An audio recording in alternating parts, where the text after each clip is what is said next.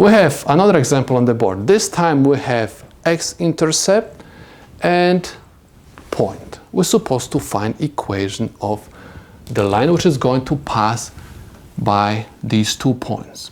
I said 2 points because x-intercept represent also point. This point has coordinates x equals -4 and y equals 0.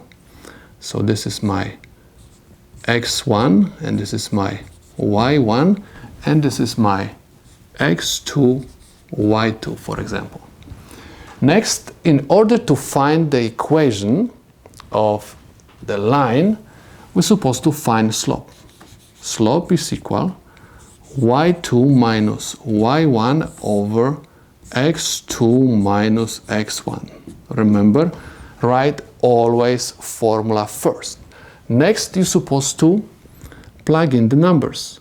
y2 is equal 3 minus y1, which is equal 0, over x2 equals 1, minus x1, which is equal -4, equals 3 over negative times negative gives me positive. So if 1 plus 4 equals 3 over 5. My slope is equal 3 over 5. Next, we're supposed to use point-slope form in order to find equation of the line, which will pass through these 2 points. So I have y minus y1 equals mx minus x1. Keep in mind, formula first.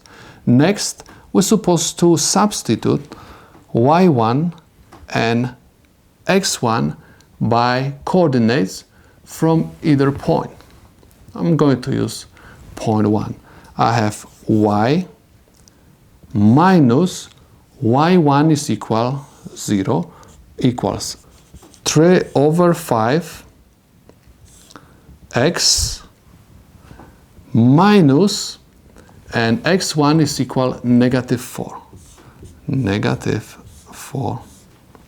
So I have y is equal 3 over 5, open parenthesis, x, negative times negative gives me positive, plus 4. Okay.